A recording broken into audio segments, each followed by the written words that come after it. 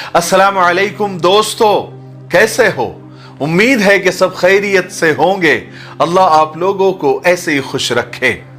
हम ईमान वालों का इस बात पर मुकम्मल यकीन है, मुकम्मल ईमान है कि सरकार दो आलम सल्लल्लाहु अलैहि वसल्लम की ज़बान मुबारक से जो बात निकलती है उसकी सच्चाई में और उसके हक होने में रत्ती बराबर का भी शक न हमें कभी था, न है, न कभी होगा। जो बात आप सल्लल्लाहु अलैहि वसल्लम की ज़बान मुबारक से निकल गई बिल्कुल वो सच है, हक है। और सोचिए, थोड़ा सा सोचिए, जिस बात पर सरकार दो आलम सल्लल्लाहु अलैहि वसल्लम हलफ उठा ले यानी कसम खा ले, तो बताइए उस बात की सच्चाई का, उस बात की यानी सदाकत का क्या आलम होगा। मैं आज आपको ऐसी 3 बातें बताने वाला हूं जिस पर सरकार दो आलम सल्लल्लाहु अलैहि वसल्लम ने हलफ उठाया है, कसम खाई है। पहले आप ये वादा करो, ये नीयत करो कि आप ये 3 काम जरूर करेंगे और आखिर तक आप पूरी बात सुनेंगे और इसको शेयर भी करेंगे, ठीक है? तो सुनिए वो 3 बातें क्या है जिस पर आप सल्लल्लाहु अलैहि वसल्लम ने हलफ उठाया है, कसम खाई है। सबसे पहले फरमाया कि सदका किया करो क्योंकि सदके से माल कम नहीं होता। इस पर आप सल्लल्लाहु अलैहि वसल्लम ने कसम उठाई है, हलफ लेकर फरमाया है कि सदका किया करो, सदके से माल कम नहीं होता। ये हमको और आपको लगता है कि सदके से माल जा रहा है, लेकिन हकीकत यह है कि सदके से माल आता है, माल में बढ़ोतरी होती है, माल में नफा होता है।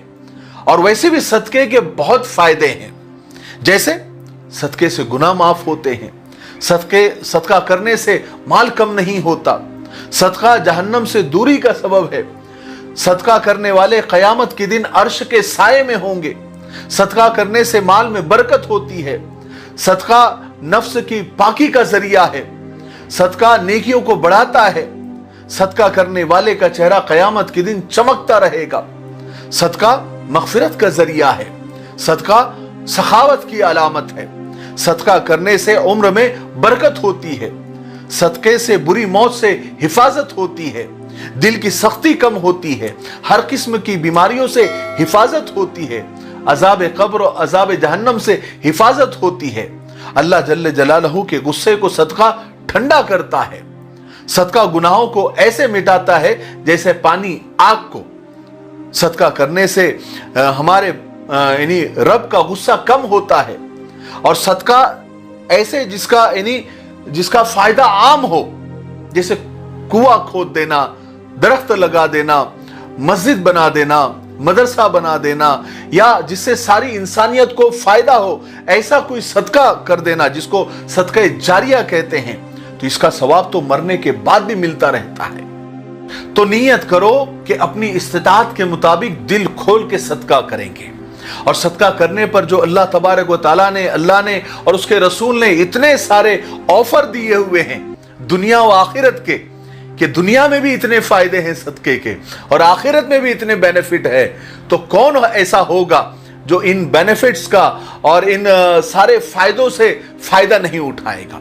तो नियत करे, क्योंकि इस बात पर अल्लाह के रसूल सल्लल्लाहु अलैहि वसल्लम ने हलफ उठाया है, कसम खाई है। दूसरी इस बात पर अल्लाह के रसूल सल्लल्लाहु अलैहि वसल्लम ने हलफ लिया है, कसम खाई है कि जो बंदा उस पर की गई ज्यादती को माफ कर दे, अल्लाह तबारक व तआला कयामत के दिन उसकी इज्जत को बढ़ा देता है।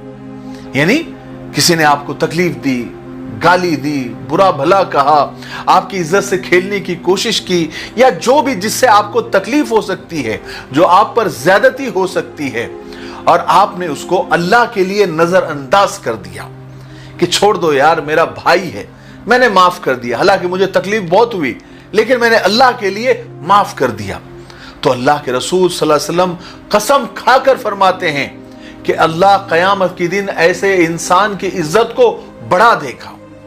अब जिसकी इज्जत अल्लाह कयामत के दिन बढ़ा देता है, उसकी इज्जत दुनिया में भी अल्लाह बढ़ा देता है। माफ करने की भी बहुत फायदे हैं, बहुत फायदे हैं। माफ कर देने से अल्लाह की मोहब्बत मिलती है, गुनाह माफ हो जाते हैं, अल्लाह की रहमत मुसलसल नाजिल होती रहती है। माफ करना हुस्न अखलाक की निशानी है। माफ करना हुजूर पाक सल्लल्लाहु अलैहि वसल्लम की सुन्नत है। दुश्मनी का खात्मा माफ कर देने से हो जाता है, दुश्मन दोस्त बन जाता है। माफ करना बड़े लोगों का और हिम्मत वालों का काम है और बेहिसाब उसका अज्र सवाब मिलता है और इज्जत में इजाफा होता है। और माफ कर देना हुक्म इलाही है और बहुत सारे झगड़ों को बढ़ा देने का और बढ़ा देने से बेहतर है कि माफी तलाफी करके उसको खत्म कर दिया जाए। बहुत सारे नुकसानात से ये माफी मांग लेना या माफ कर देना बहुत सारे नुकसानात को फायदे में बदल देता है। माफ करना और दरगुजर करना ये अल्लाह तबारक व तआला को भी बेहद पसंद है। अरे वो तो बहाने ढूंढता है, वो तो जरा जरा सी बात पर उसने माफ करने का वादा किया है, तो अल्लाह को माफ करना बेहद पसंद है। और फिर माफ करने वाले बंदे, दरगुजर करने वाले बंदे और अल्लाह पर छोड़ देने वाले बंदे भी अल्लाह को बेहद पसंद है। किसी ने क्या खूब कहा है कि मैं गुनाह ऐसे करता हूं जैसे वो देख नहीं रहा है और माफ ऐसा करता है जैसे उसने देखा ही नहीं। मेरी बात आप याद रखो, हर समस्या का अंतिम समाधान यानी हर मुश्किल का आखिरी हल माफी है।